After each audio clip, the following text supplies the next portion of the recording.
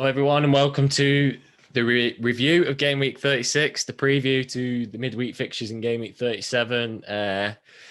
We are recording just as the Everton Sheffield United full-time whistle goes. A nice little 1-0 defeat for Everton. I brought in Pickford and Calvert-Lewin, and Mindy brought in Calvert-Lewin too. We bigged them up, thought it was going to be an hat-trick, thought we were going to record a few beers, a few shots, bit of dream. Instead, got a cup of tea and it's a bit of misery. So, yeah, it's not been too great of a game week, has it?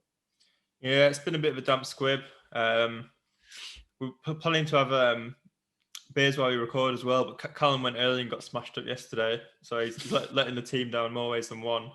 Shit game week score and shit form for beers on the stream. So it's. I think it was the Lingard game pushed me over the edge, and I was like, "Fuck it, I'm getting leathered. We'll worry about FPL tomorrow." Yeah, it's a bit weird to be recording now. First time we've recorded on a Sunday, but the fixture schedule of this ridiculous season is continuing to prove difficult for all FPL content creators. It's you won't hear about us in the Queen's speech and all that, will you? Like the amount of hardship we've had this season. You won't hear about you, but your rank. Maybe I might touch it. Well, it sounds like you've given up on your season from your previous chat. Should we get into we'll quickly run through what we're going to talk about. We've cobbled together a running order despite the game week ending like a minute ago. So we'll go through the game week review, all talking points of the weekend's fixtures.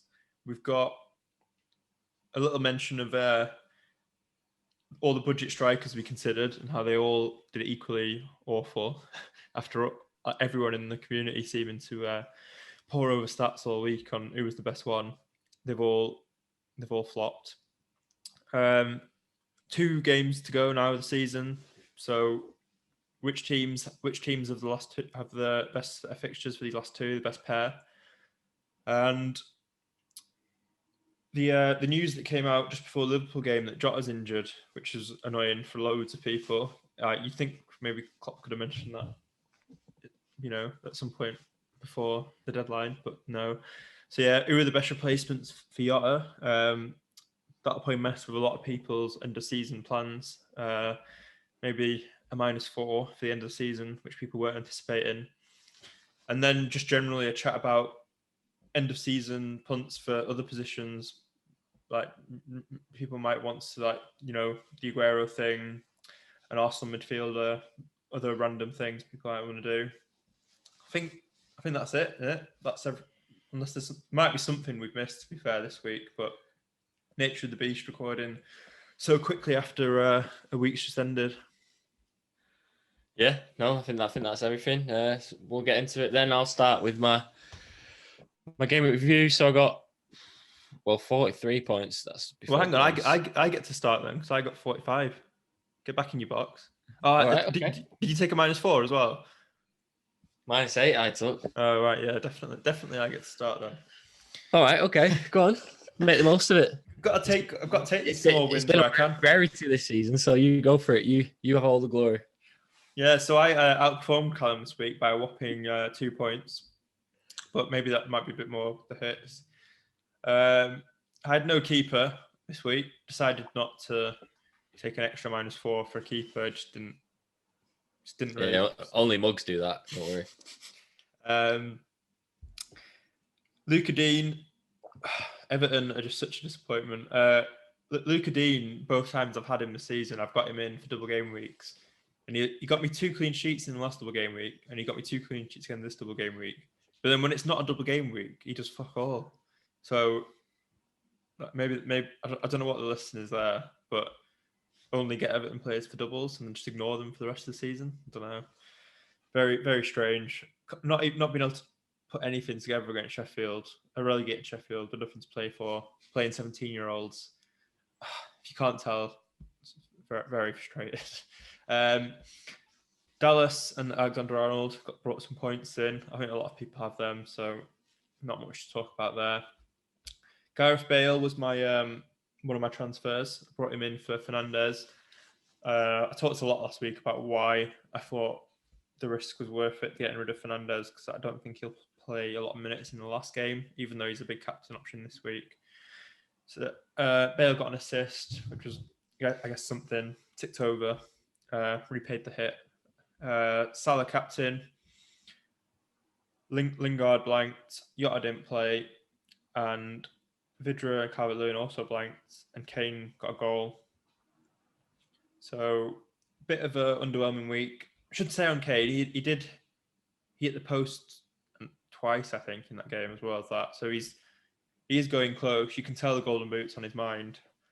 So it'd be interesting now. That I think Salah and Kane are still tied. So that'll be an interesting one to monitor for the last two games. And then rank wise, I should quickly check live FPL. I was 30k going in to the game week. Let's quickly check what the live FPL rank is saying. This is great podcast listening. This dead silence here. 26k. So 4k rise. I was talking to Josh, my flatmate, about this. It's just even with my score of like 130 odd last week, there wasn't that much of a boost. It just feels like, probably because everyone's got the same players, isn't it? Like, it's just hard to make up ground. But yeah, that's the story of my week. Do you want to get onto your awful week? So 1 point, I got 1 point less than you. Well, 44 actually with bonus, if you take that into account. And that is after my 8 point hit. So 52 minus 8, 44. Hang on, actually, sorry, I need to go back to my team because I wasn't factoring in. So are you checking on live FPL for yours? Yeah. So mine is actually 55 minus 4. So what was yours? Okay, yeah. 52 minus 8, 44. So you've done better than me, don't worry, mate. So yeah, to run through my team, well, my rank is 3,851 now, so gone down 800 places. So the 1K dream could be over. It probably depends what happens with my transfers midweek. Can you do me a favor and just like have an emotional breakdown or like start crying or something? It'd be YouTube gold. That we need to go. We need to go viral with these 1K. 1K clips. Yeah. Well, we were talking for what now. I was going to bring in Mitchell this week, so I was going to bring in Mitchell and Calvert-Lewin. So probably would have been. Why didn't you bring in Mitchell? That would have been a great transfer. Because you said 3.8, he probably won't play again because he's played like the last 4. Turns out he's a goal machine. He's got an assist and a goal. So. That's great. So the 1K dream is over because you listened to me for advice on your defender. That's actually better than I could have hoped for. Thanks. Thanks. There's some nice symmetry to this because the week before I took out Alonso and benched Dallas because of your advice. So it seems we should never listen to each other on defenders. Yeah, maybe just go for the opposite. Yeah. I actually brought in Kufal, so he's part of the minus 8. Kufal, Pickford, Calvert-Lewin, and they got 6 points between them. So they've not even got more than the hit I paid for him. So that's worked out brilliantly. I thought Pickford would be an L on cliche against Sheffield United, and I was worried about Digne as well because a lot of people have him. So I was like, I'll get Pickford and kind of soften that blow of that clean sheet, but pathetic really. 1-0 at Sheffield United. So Pickford, Kufal, then mainly just got some same players you've been through. So Alexander-Arnold, Dallas have done well. Salah, Jota injury, Son, which Son's not got another return now. He's not done too great recently, has he? Oh, actually, I'll tell I come off the back at 10, 12, 7. So who am I to say? And Lingard's the one, isn't he? He's had a bit of a shock recently. It's weird because his XG recently is actually higher than when he was smashing the points. It's just coming back to pay him really. That average season kind of XG kind of thing. Calvert-Lewin, Kane, and Keenan Davis. So yeah, a bit of an average week. Like I said, gone down 800. And I'm looking to take out Jota next week. So yeah, Jota for Greenwood will probably be the one, but I need to get some money elsewhere. So might take out Rob Holding and bring in Mitchell, but that might just pay me to do that. So yeah, I'll probably have a lot more inclination once we talk through on the podcast. Yeah, I can't wait to talk you into some more horror transfers. That'll be a great way to end the season. At least I can say I've done something of note with this season, even if it's not for my own team. Thank you. Thank you for ruining my FPL. Should we get into the talking points of the week? So the thing I want to start with this is how stressful the deadline was for me, because I was just about to bring in Mahrez. So my transfers were going to be for -8, Mahrez, Dominic Calvert-Lewin, and Bale. Yeah, I think that was going to be it. And then I started to see these rumours that Mahrez wasn't going to be on the team sheet, and it was going to be there's going to be some shocks on the City lineup. And I thought, well, I'm just going to wait. I'm going to wait a little bit. I'm going to wait just before. I wait till 6 and see if anything else comes up from these rumours.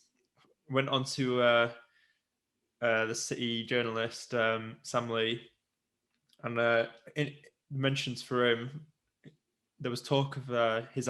So I don't know if anyone subscribed to the Athletic, but it seems to be a very useful source of information. So on this live feed he was doing on City on Friday, he rumoured that Scott Carson might be playing and that Foden and Mahrez wouldn't be starting.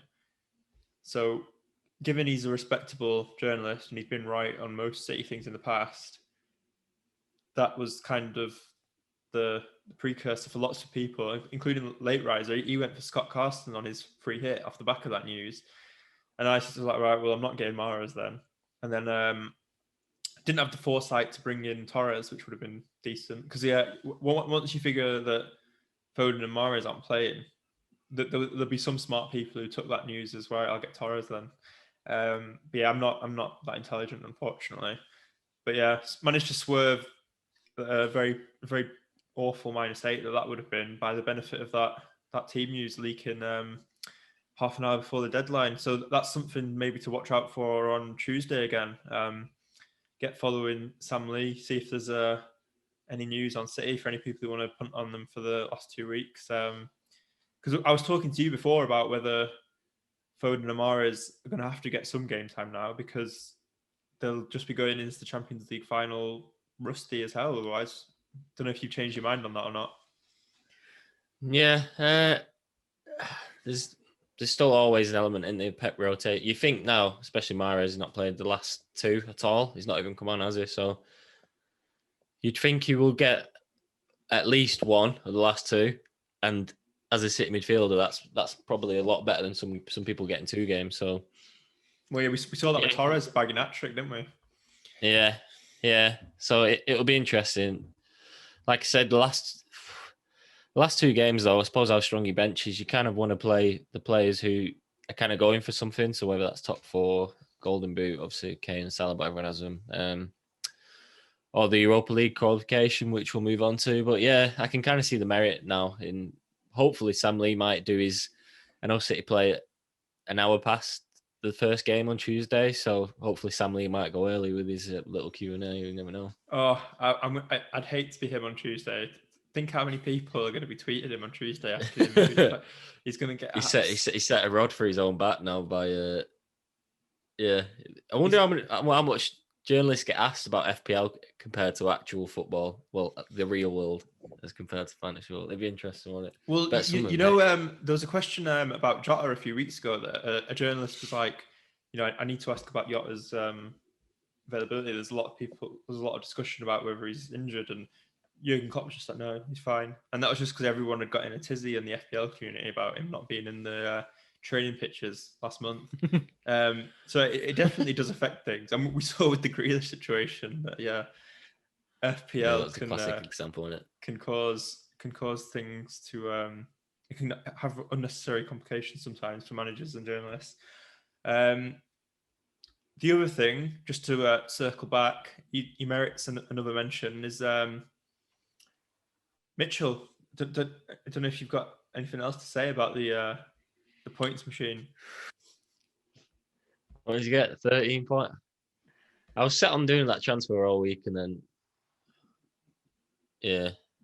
on the day I was going to do a Leeds defender and Calvert-Lewin. So at least then I would have got a clean sheet and -4 as opposed to -8. But then you're kind of talking about the keeper the day when we were doing the podcast, saying you play -4, you've almost got that. You've got 2 points back if you do an extra transfer this week. Neither of them playing. Forster and Mendy didn't play this week, but then Pickford didn't get the clean sheet. So yeah, it was a bit of a hammer blow. But what are you gonna do? Was it Mendy to Pickford you did? Yeah, Mendy to Pickford.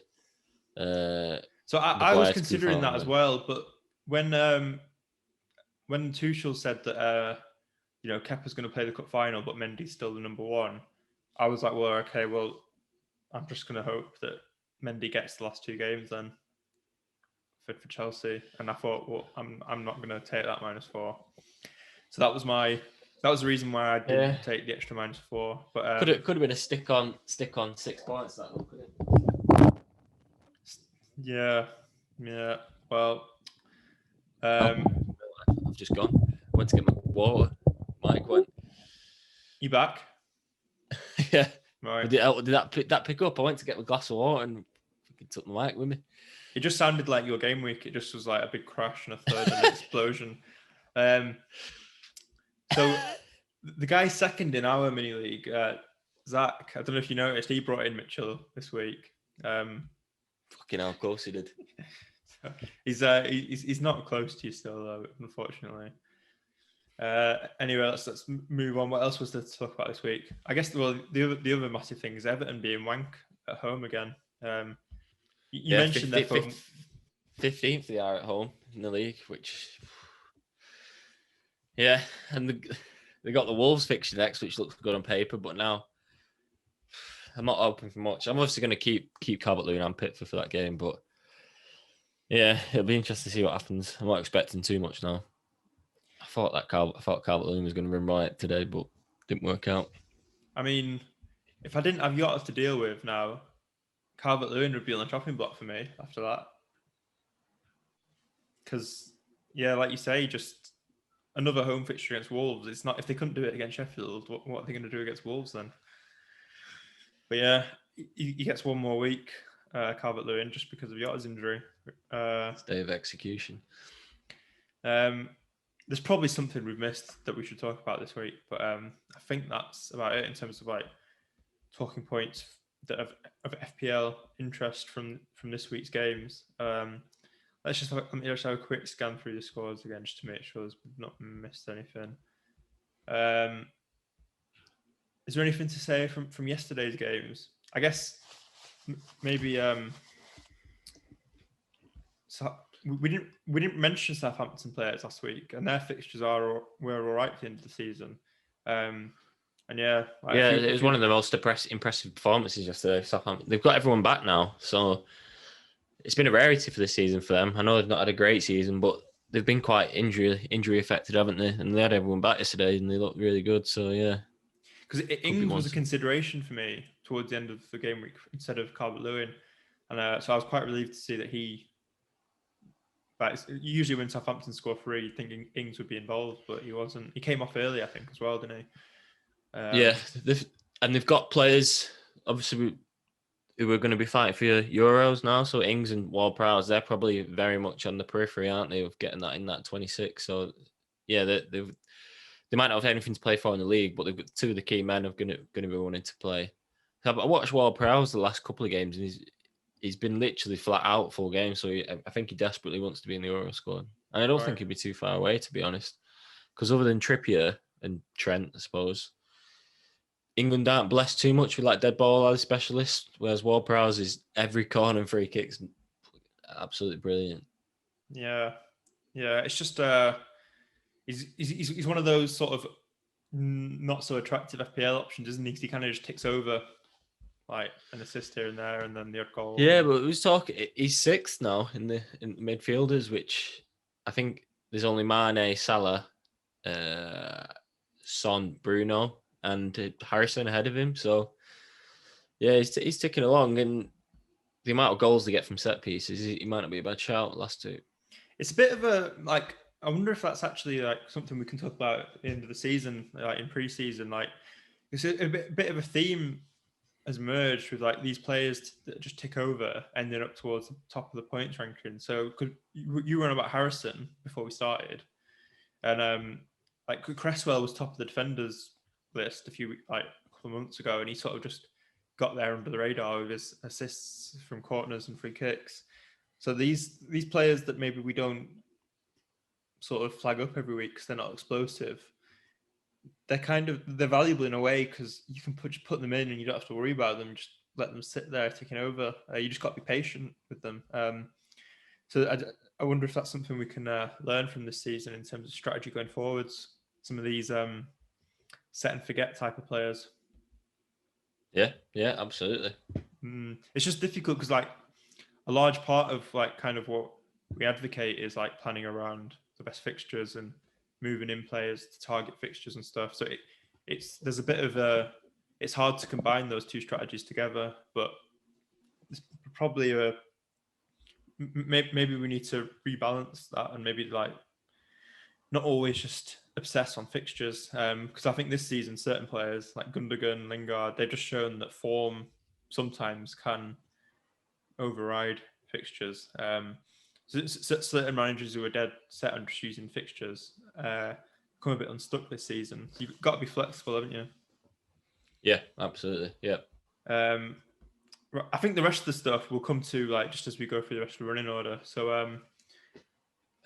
a quick thing on budget strikers. So we devoted a lot of time last week to ranking the budget strikers. What a waste of time that was. Predictably, well, not predictably, but unfortunately, they've all completely flopped. I don't think any of them got any points whatsoever, did they? No, they all blank. I don't think Bamford even got 2 points. Did he hold off before the 60th minute? And that's probably the most surprising one because Leeds scored 4.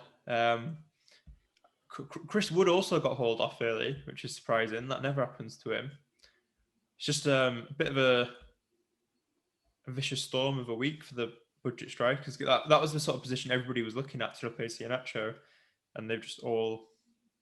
Yeah, it'd be interesting to see what Iheanacho does against Chelsea now. Bet he gets a double just to haunt everyone who sold him. Yeah, that would probably be that would just rub salt in the wounds completely. Because he looked awful in the FA Cup final as well. He was very off the pace and got subbed off early. So yeah, if he just comes back into the Premier League and bags a haul after we've all just got rid of him for Calvert-Lewin.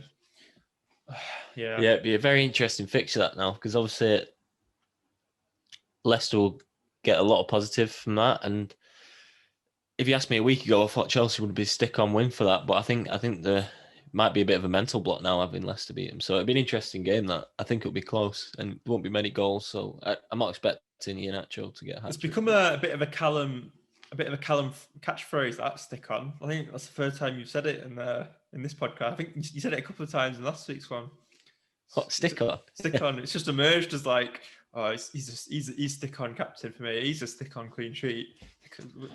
Yeah, Pickford stick on clean sheet. Yeah, it'll be stick on goal. If you're listening at home next season, if you want a drinking game, every time Callum says stick on, do a shot of eggnog. Oh fucking hell! When's the fourth video coming? I've started editing that together. It's right. Is it a masterpiece? It's a bit long. I'm having some trouble. I need to fit that. Is it 2 minutes 20 for the Twitter? Yeah. So I need to make it fit. Next time when we do a video, we need to be. I think I said to you on the day, we'll storyboard next time. Be a bit more prepared. It's come out very long because we spent 3 minutes filming you just making the. Well, I'm giving stuff away here. Let's move on. I'm giving away spoilers. Don't give it away at all, mate. So, just a very disappointing week. I think for people. So, given the disappointment with them, if you've not got Jota, would you now get rid of Calvert-Lewin or whichever disappointing budget striker you bought?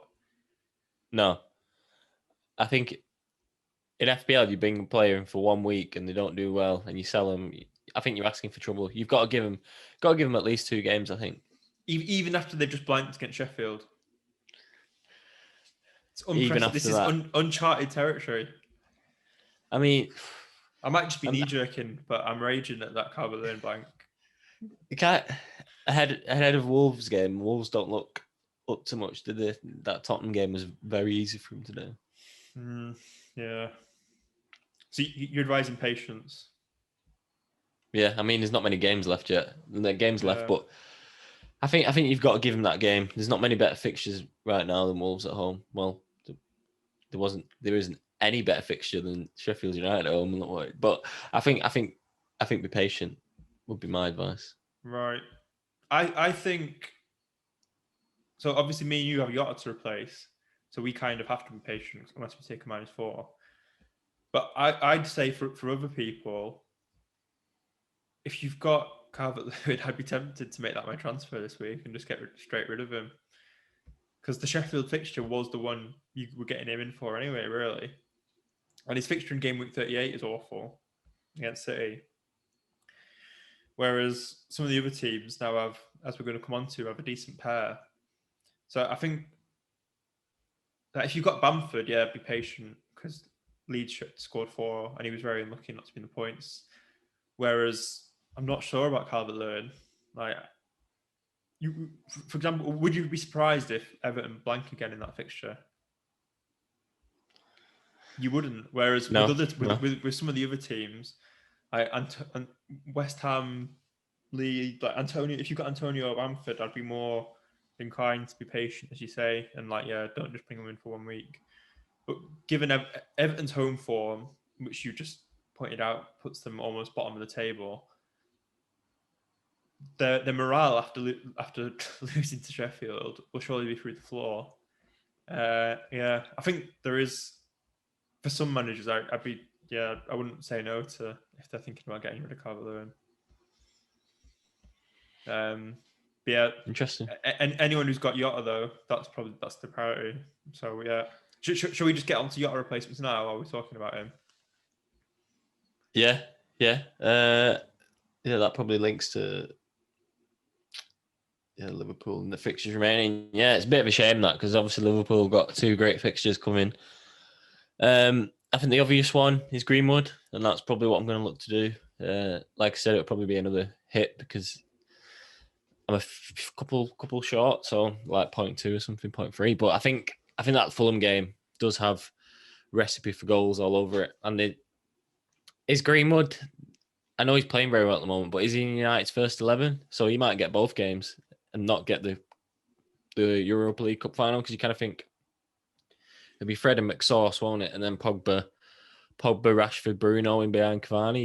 You kind of think if who's Greenwood going to get ahead of them? It's quite a difficult question. Yeah. So I think Greenwood. I'd say is that like United look awful whenever Rashford has to play on the right. He's so much better on the left, and that's also where Pogba's been playing. So it wouldn't surprise me if Greenwood actually ends up getting that right wing spot in the Europa League final Ahead of Rashford. Yeah, because ahead of Rashford. Yeah, because or Rashford goes to the left and he decides to play Pogba in the pivot with one of McTominay or Fred. Just because the balance of the team, he trusts him, does he? The balance of the team just doesn't work with Rashford on the right. He just can't. He just doesn't have the same impact on that side. And whereas Greenwood is great on that side, he can shoot off either foot coming in on that side. I hear what you're saying. Like Rashford's probably. I just think if he doesn't play that cup, well, if he's on the bench, then he'll probably get both games, won't he? Fulham and the last game of the season is Wolves, is it? I think off the top of my head. I think that'll be the move. Do you think it's worth a -4 this close to the end of the season? Just 2 weeks to pay off the -4. Well, I just think if you look at the other replacements, Rafinha and Harrison potentially, they've got 2 good fixtures. Mason Mount's the other one, but tough fixture. Ward-Prowse. I just think he's the standout option. I think of the Leeds boys are probably second if I was to do that. But yeah, like I said, -4. But if he gets a goal, he's already He's already got it back, hasn't he? And then kind of anything extra. Yeah, I know what you mean. I thought you were about to say he's stick on to repay that hit. I thought that's what you were about to say. I'm not saying it again after. Especially that last game of the season, because if you think he's going to play and you get early inclinations of that, he's almost like a differential captain, isn't he, away at Wolves. Actually, no one's really going to shy away from Salah, are they, home to Palace? So, yeah, maybe not. So yeah, you mentioned a few of the options. I'd say the Leeds ones are Rafinha or Harrison. Like I don't think we've talked about Harrison much all season. So as you were saying, he's quietly got himself up towards the top of the midfielder rankings just by sort of taking over all season. So what is he fifth in the midfielder table? Yeah. Yeah, he's only got the big boys ahead of him. And what do you get? He got 2 assists and a goal a weekend, so he's very much in form. So let's say you weren't going Greenwood. Who would you go between Rafinha and Harrison now?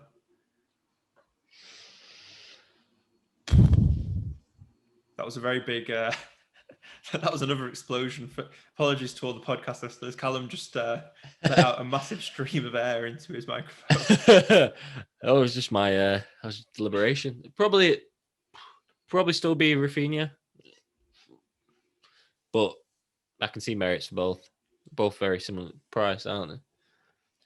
I guess the benefit of Harrison for people chasing is his ownership is 3.9. It's crazy that his 5th highest scoring is 3.99, but he's not been talked about all year. He's kind of just gone under the radar, hasn't he?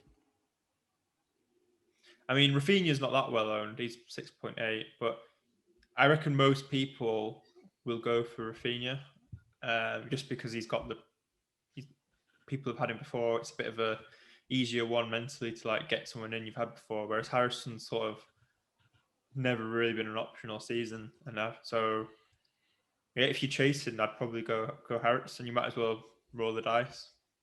In terms of some outside options, one of the teams we're going to talk about later, probably in the best 2 last fixtures, is Newcastle. And St. Maximin and Willock, 2 players who I didn't ever think I'd be mentioning. They're even their options, you'd say. Like they scored 3 goals at City, so who's to say what they'll do at Sheffield United this week? Yeah, and they got Fulham last game as well. Fulham probably look the worst team in the division at the moment. I know Sheffield United won today. Fulham really fell off a cliff. Southampton beat them quite easily. So yeah, I know they didn't play. Playing a few kids as well, aren't they? So yeah, Newcastle would be an interesting shout. My only concern about Newcastle is the last 2 games where they've scored a lot of goals, Leicester and City. That counter-attack looks really good for him. And whether they're going to get a counter-attack against Fulham and Sheffield United, probably not. And they're going to have to go on front foot in games. And maybe that philosophy isn't as good. So that would be my only caveat. Right. Just to that makes sense. Because look lethal on the counter-attack against City, but I think they had about 16% possession. But yeah, when they have to go and force it, it might be a different story. So since game week 30, just to give some praise to Willock, since game week 30, he's got 4 goals and an assist, which for a 4.7 midfielder is pretty banging, to be fair. He's sort of another sort of that one who's just no one's really talked about. But a lot of those games he's been coming on as a sub and scoring off the bench. It's hard to advise to get someone in who's not nailed on in this game, isn't it? Yeah, especially the last 2. Yeah, you kind of want to just get someone in who you know is going to play the last 2, got something to play for as well. And then, is there anyone else that we've not mentioned? Greenwood's going for a Euro spot as well, isn't he? So he's obviously got added extra incentive there as well. He's not too far away now, I don't think. The other team we said we'd quickly mention for midfield options was Arsenal. So their next fixture is Palace, and then in game week 38 they've got Brighton. So that's a decent pair. It's just a shame that their midfielders are all. There isn't really one that stands out massively. Emil Smith Rowe did amazingly in the double/triple game week that just went by. Stuck on a lot of people's benches, but people who bench boosted with him were laughing with his points. So whether he's very likely to get those 2 games. I think he's in contract negotiations at the moment with Arsenal as well. So he'll be looking to add some zeros onto his next contract. And I think Arteta is sort of favouring the young pacey players who've been. They're the ones who've performed for him this season. Saka, Emil Smith Rowe. So if you're really, really looking for an outside punt, Smith Rowe, Pepe with those 2 fixtures. Don't know if you've got any thoughts on those Arsenal boys. Yeah, they look good against Chelsea, didn't they? And like I say, they've almost kind of galvanised behind Arteta with stuff that's been said in the press. And yeah, I wouldn't be against them for the last 2 games. I know Palace played well against Villa today, but they still conceded 2 goals. So which one would you go for if you're going for an Arsenal midfielder?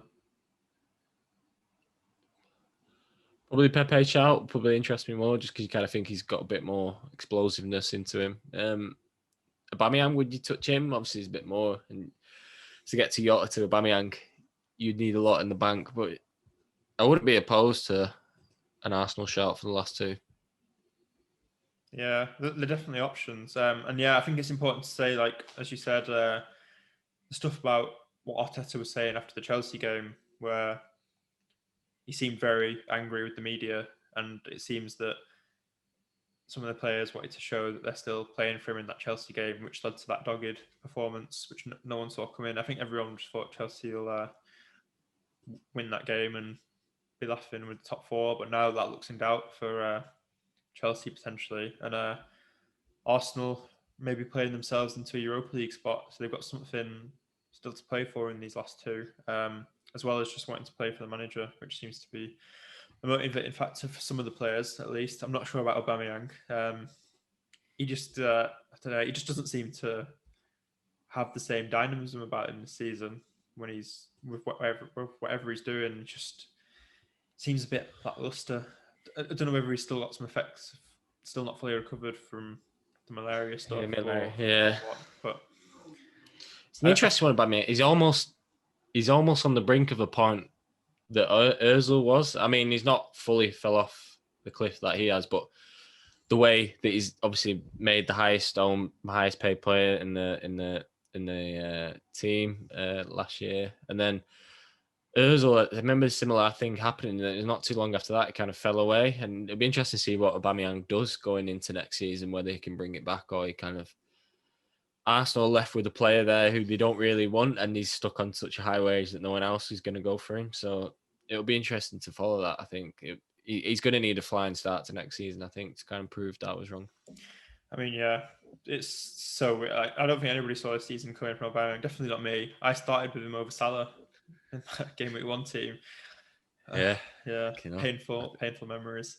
The other thing probably to mention when we're ranking these replacements for Jota is that this game week coming is the week where fans will be back in the stadium. So maybe you'd want to consider, say if you're deciding between a player that's got a home and away fixture this weekend, you'd probably give some extra weight into the player that's playing at home because they'll have some extra motivation, a bit of extra desire to perform in front of the crowd. Yeah, absolutely. So, say for example, if you were weighing up one of the Leeds boys versus someone who's got a home fixture, would you maybe? So let's say you can't afford Greenwood, and you decide in between like Rafinha or Harrison, or one of the other ones we mentioned. They've got a home fixture like a Newcastle. Would you let the influence of the fans and the home crowd and all that? Would you let that factor in your decision to maybe like go with one of those over one of the Leeds boys? Yeah, potentially. I think more so in the last game of the season, obviously, because you kind of the teams know what they need then to kind of get top 4 or Europa League, whatever they're going for. So I think last game especially that'll be the case. Obviously, we can talk about the Aguero factor as well, but yeah, maybe if the only thing that was splitting play was home or away, then yeah, definitely. Because it's not been a factor all season. Like if anything, it's been better to go with players that got away fixtures. Yeah. But I just wonder whether we'll see, a bit of normality return with the teams that have a home fixture in front of a crowd this week. Most of those actually getting the points, which is typically you would favour players that have got a home fixture. It's just not been the case this season, probably because of the lack of atmosphere and crowd and whatnot. And that adds to the Greenwood factor. United have Fulham at home, but so we'll move on to the teams that do have the best two remaining fixtures as a pair. So Liverpool, obviously there. If you've not got Salah or Alexander-Arnold, probably still worth. Then what are you doing? Everyone's got Salah and Trent, haven't they? But yeah, I think so. Not everyone has Trent to the same extent. So yeah, Salah's 40%, whereas Trent's only 24%. So yeah, I think Trent could still go off in either of these two games. So if you are, there won't be many people looking to do a defender transfer at this point in the season, but he'd be one of the defenders that's still worth getting in. Like he's the most explosive defender in the game, you'd say. And then we've talked about most of the other teams. So yeah, Leeds, Newcastle, United, and Arsenal. So it's important just to factor in those. The reason we talk about the teams that have the best two last fixtures is because you want to maximise the last two transfers. So you want to be looking at that, and that's why a lot of the options we've mentioned for Rafinha come from those teams. There's no one else, is there? I don't think so. Arsenal, where we mentioned they've got Crystal Palace and Brighton. Leeds have got Southampton away, and then who have they got? It's West Brom. West Brom at home on the last day. So, given what we were just saying about the influence of the crowds and whatnot, it might maybe you could go someone else this week and then wait till game week 38 to bring in a Leeds player for their last home game against West Brom, because Leeds will definitely be on it in that game. Like having the crowd at Ellen Road, and Bielsa's like not going to let them. He's not going to let them just like end the season without putting another shift in. I think that there could be quite a few goals in that Leeds game. It's just annoying that they've got an away game this week. Yeah. But yeah, I think maybe that'll be where my fixture is. My transfer for game week 38 is bringing in a Leeds player for that game against West Brom. That's probably the best fixture on paper for the last game week of the season. Would you go now with that, or would you wait till then if you were looking at a Leeds player? Yeah, I think it probably will be Jota, Greenwood, or a Leeds player this week. But let's say you do Greenwood this week. Would you consider getting a Leeds player for 38? Yeah, definitely. I think I'm probably going to see how Lingard does this week, and if Lingard did shit again this week, then maybe it would be a straight swap there. That'll be the 38 transfer. Yeah, I mean West Ham have Southampton at home. It's not a bad fixture, but yeah. Yeah, but if they lose again against West Brom, well, if they draw or lose, then they've almost had the whole win took out of them, then, haven't they? Yeah, fair enough. So is there a team we've not mentioned for best pet? So Newcastle we've mentioned. We were talking about Willock and Maximan. So their fixtures are Sheffield at home, and then Fulham away, is it? Fulham away, yeah. So they're up there, really. Like in terms of, it's just they've got maybe they're the best two fixtures of them all for the remaining. Just a shame Wilson's out because he would have been the one. Yeah, Wilson would have been great. And the thing with Wilson being out is that it kind of just makes the whole team worse, doesn't it? So it means all the other options get worse as well with him being out. Yeah.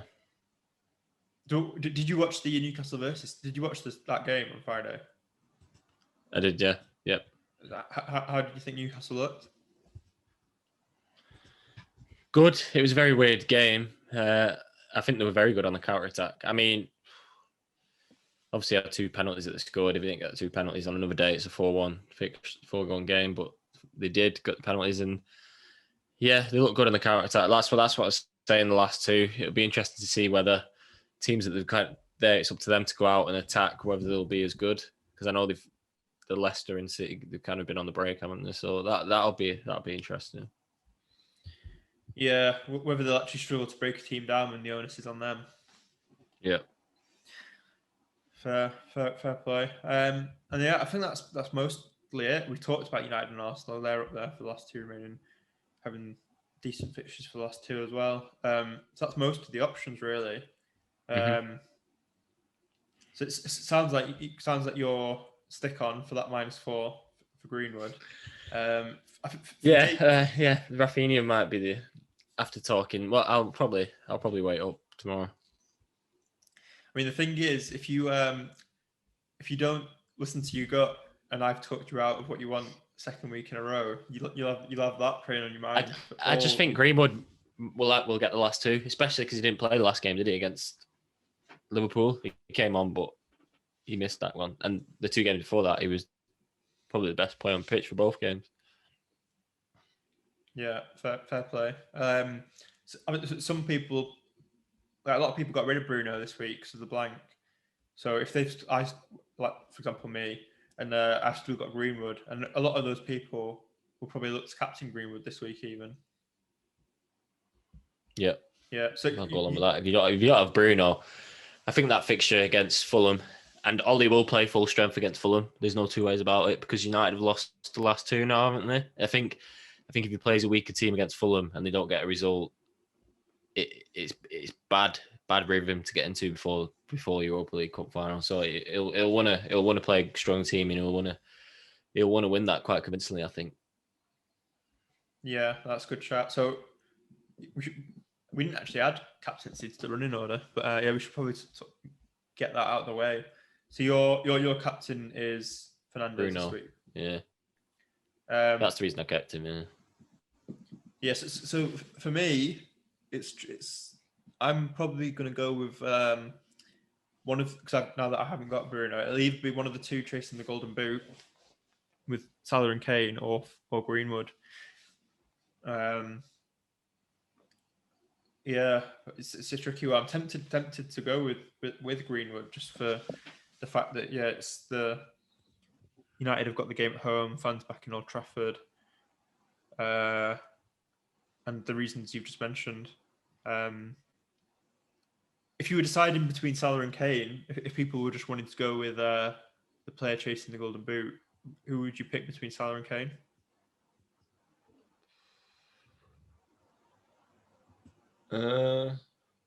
Probably Kane. Villa have gone well off the ball the last few weeks. I know Burnley got beat 4-0 against Leeds, but I don't think Dyche will want that to be happening again. I almost think, although we've said the top 4 incentive is good for a team, the way Liverpool played against West Brom, you can see there's a lot of pressure on that team to deliver top 4, and you see when Alisson scored what it meant to them. So I think it'll be a tight game again against Burnley. I don't think they'll blow them away. Whereas Spurs, the shackles are off almost, and Villa are kind of on the beach now. So I think the less pressure might almost help Kane in a way. Interesting way of looking at it. It's a good point actually about Alisson. We've been scratching around what to talk about for 40 minutes to this, chatting shite about Newcastle, and we've not even mentioned Alisson scoring a last-minute goal. With amazing header as well. Do you see it? Yeah, unbelievable. It's annoying because I was watching it behind, and someone texted me, "Wow, Alisson," as the corner was going in. I was like, "Well, that's spoiled, isn't it?" But even then, it was still brilliant. It's a great story. Someone made a good point a great story, and someone made a point that a keeper scoring is the same as a defender, and there's been six keepers who've scored in Premier League history. They almost have missed a trick by warding the keeper 10 or something, so people can fully enjoy the moment, because it's almost 6 points for a keeper scoring. Is that how many points they get? 6? Yeah, it's the same as defender, isn't it? I think. Oh right, yeah, that's a good point. You'd think it'd be more, wouldn't you? Yeah, the fact that it's sixth. I mean, it's a very trivial point, and the keeper's not going to score again. Like, that was the first one in 10 years, wasn't it? But it's just funny how they've just gets the same as the defender if they score. I suppose if Edison got put on pens, it would make a mockery of it if it was like 10 points. But I don't think that'll ever come to fruition anyway. But yeah, great story of what's happened to him with his dad and stuff this season, and just those two things coming together, a last minute goal and it being a keeper, and just the way he sort of guided it into the bottom corner. Like, it wasn't an easy one to get on target, never mind like to get it right in the corner from that angle. So yeah, he's done well there. But yeah, we're giving enough credit to Alisson. It was actually, I mean, this is very small point, but it was Mane who got him up because the corner was coming in, and then Mane for some reason was like told Trent to stop, and then was like signaling Alisson to go up. And just funny if Mane didn't say if he was actually like waving at Alisson to come, and I was just thought right, because he was asked about it after the game, and he said it was like he was looking to the to Klopp and like the bench to see like should he go up, and no one was saying anything. And then like a second before, the goalkeeping coach was like, "Yeah, go up," but he didn't mention Mane. Maybe he didn't want to give credit to his. He didn't want any of the limelight taken off him for his goal by mentioning the team, right? Maybe it wasn't him. Maybe it was just. Maybe he didn't even see him. Maybe it was just a coincidence. But Mane was definitely waving at someone to get up, and it was obviously him. Fair. So yeah, that's going to be my. So I've got two big decisions, which is this week. It's really annoying with only 24 hours to think about it, pretty much. The Jota replacement, and then now that I don't have Bruno, I don't have the obvious captain pick, so gonna have to think about that one. But yeah, hopefully over this last two, hopefully if Bruno doesn't play the last game, or doesn't start the last game, which is kind of what I was thinking, hopefully I don't get punished for that too much. We'll see. It would have been better if Bale hauled today to make that feel better, but that Bruno to Bale transfer. He played all right today, Bale. He just wasn't on the end of anything in terms of getting on the score sheet. The only other thing to talk about is are we both still planning the Aguero nostalgia pick? Oh, what a thing to end on. I mean, for he me was now, he was injured. He was injured. That he wasn't even in the squad for Newcastle. I don't know if that was smoke and mirrors from Pep. Like, well, he's obviously not playing because he took the piss doing a Panenka, or he was actually injured. But yeah, it'd be interesting. I think probably not now. I mean, it's very much a nostalgia pick. It would go against all like stats and whatever you kind of pick your team. The thing is, though, like people are comparing it to the nostalgia pick of David Silva last season, but David Silva's a completely different FPL asset to Aguero. Like, I mean, David Silva was playing for this team towards the end of the season. Aguero's going to come in from nowhere pretty much for the last game. Yeah, but Aguero has that thing of like being able to get a hold, whereas David Silva he was always kind of more of a steady Eddie, like assist or goal. Like he was never like a 20-point player. That's the thing, isn't it? With Aguero. But yeah, as you say, it's very much a. I think if I'm going to do it, I'd captain him. If I was going in, I think it's pointless to do that transfer and not captain him if you were going to do it.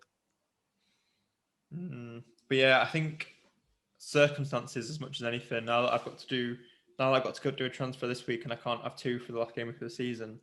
I don't think I can actually get Aguero anymore anyway. So out of plans for both of us, we've talked about him like on every podcast for the last 2 or 3 in excitement, and neither of us are. I feel like I might have to if this week goes as shit as this one, and I'm hovering about 5k, and I've sewn up most of my mini leagues. To be honest, I might just do it for the shits and giggles, but it's an interesting one actually. So just to talk about a rank a little bit and how that plays in people's minds now, because let's say you do that and you don't go for whoever everyone else is captaining, would the thought of maybe falling out of the top 5k not bother you? Nah, probably not, because without being my own trumpet, I finished 4K last year, and I kind of wanted, I definitely wanted to beat that 8 game weeks or 8 to 10 game weeks ago. I think if it wasn't going to beat that rank, then I'd probably just do it. I wouldn't be too bothered about where I'd finish. If I'm still in chance of beating last year's game rank, then yeah, I might play it a bit more sensibly. Interesting. So after all season of being missionary and boring, you're getting into reverse cargo for last game week of the season potentially. Well, yeah, not quite last game because if I'm bringing in Mason Greenwood, who every man in his donkey will, so that'll be the most popular. I think you're over-egging how popular Greenwood will be this week. It'll be the most transferred in, definitely, just because of Jota's price point and Jota being out. Yeah, I mean, I don't know if any transfers have been made. I don't think everyone will be wanting to take a -4 for him though, because like there'll be a lot of people like you who can't quite do it in one transfer. So he's number 1 transferred in, which I didn't know that. Okay. Torres is just behind him, but I'll be a bit reluctant of it. But yeah, I just think because of Jota's price point, I think the natural reaction is to Greenwood, because what is it? Is it 0.3 more? Fair. No, yeah, he's definitely especially if you can get him for free. He's a standout player to get in for Jota, isn't he? So yeah, I think that ends it. That ends it there. I can see Callum's managed to get through this podcast with his hangover. I can see his eyes slowly drifting. They're just he's not too far away from bed. He's getting the matchsticks out, keeping his eyelids open. Early start tomorrow. So yeah, we'll hopefully this gives you something to think about when you're making your transfers tomorrow. We didn't want to lose our record of having a podcast for every game week of the season, so we decided to pull our finger out and do a Sunday podcast this week. So yeah, please retweet and like and all that stuff if you can. Subscribe on YouTube, etc. And we'll see you when we next record. Yeah, have a good game week, everyone, and we'll see you for the final countdown. Final countdown. All right. See you later.